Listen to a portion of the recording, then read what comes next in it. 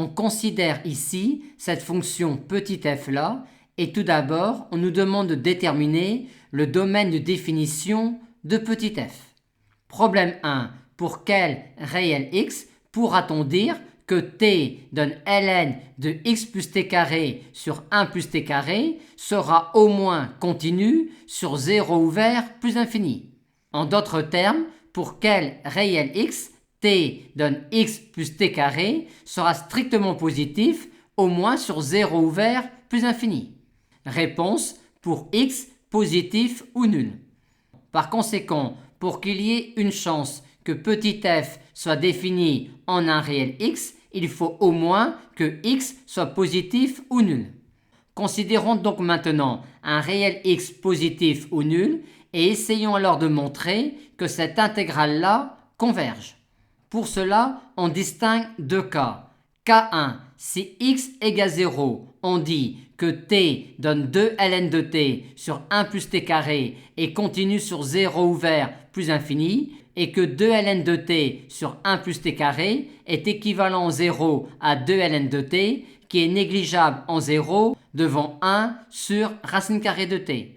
Et 2 ln de t sur 1 plus t carré est équivalent au plus infini à 2 ln de t sur t carré, qui est négligeable quand t est envers plus infini devant 1 sur t puissance 3 demi. Par conséquent, pour x égale 0, cette intégrale-là converge. Montrons maintenant la convergence de cette intégrale-là quand x est strictement positif. Soit x strictement positif, t donne ln de x plus t carré sur 1 plus t carré est alors continu sur 0 fermé plus infini. Et en plus infini, ln de x plus t carré sur 1 plus t carré est équivalent à 2 ln de t sur t carré, qui est négligeable en plus infini devant 1 sur t puissance 3 demi. Conclusion, on a montré qu'il était nécessaire et suffisant que x soit positif ou nul pour que l'on puisse parler de cette intégrale-là. Par conséquent, petit f est défini sur 0 fermé plus infini. Validons maintenant les hypothèses pour montrer que petit f est continu sur 0 fermé plus infini. Pour cela, classiquement, on commence par introduire la fonction g qui à xt associe ln de x plus t carré sur 1 plus t carré. Hypothèse 1. Pour chaque réel t de 0 ouvert plus infini, x donne g de xt et continue sur 0 fermé plus infini. Hypothèse 2. Pour chaque x de 0 fermé plus infini, t donne g de xt et continue sur 0 ouvert plus infini. Et hypothèse 3, hypothèse de domination, où on fait varier t dans l'intervalle ouvert 0 plus infini, où on fait varier x dans un segment quelconque 0b avec b strictement positif, et on essaye alors de montrer l'existence d'une fonction majorante phi de t ne dépendant pas des réels x et intégrable sur 0 plus infini. Au début, tout va bien.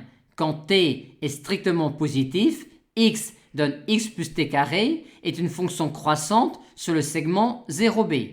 Et il en est de même pour la fonction qui a x associe ln de x plus t carré.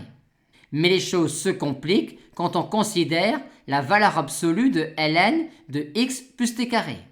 Mais comme pour un réel t quelconque strictement positif, ln de x plus t carré est compris quand x parcourt le segment 0b entre ln de t carré et ln de t carré plus b, on peut dire que quand t est dans 0 ouvert plus infini et quand x parcourt le segment 0b, cette quantité-là est inférieure ou égale au maximum de ces deux quantités-là. En effet, quand un réel est compris entre deux réels, sa distance à 0 est inférieure ou égale au maximum des distances de 0 à chacun des deux réels qui l'encadrent. Et on a alors ici une fonction phi de t ne dépendant pas des réels x du segment 0b et montrant alors qu'elle est intégrable sur 0 plus infini. Tout d'abord, t donne phi de t est une fonction continue sur 0 ouvert plus infini, étant donné que le maximum de deux fonctions continues sur un intervalle est encore une fonction continue sur cet intervalle-là. Regardons maintenant le comportement de cette fonction-là quand t tend vers 0 et quand t tend vers plus infini. Quand t tend vers 0, cette quantité-là est négligeable devant celle-là. Par conséquent, il existe un voisinage de 0 plus sur lequel cette quantité-là est égale à 2 fois la valeur absolue de ln de t. Par conséquent, en 0, cette fonction-là est équivalente à 2 fois valeur absolue de ln de t qui est négligeable en 0 devant 1 sur racine carrée de t.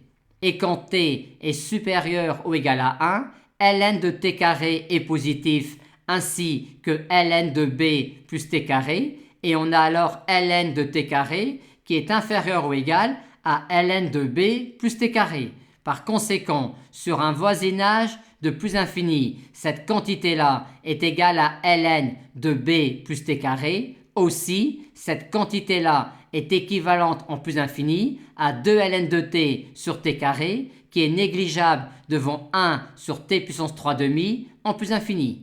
Par conséquent, la fonction phi est intégrable sur 0 plus infini. Les hypothèses 1, 2, 3 sont alors validées, ce qui nous permet de dire que petit f est continu sur 0 fermé plus infini.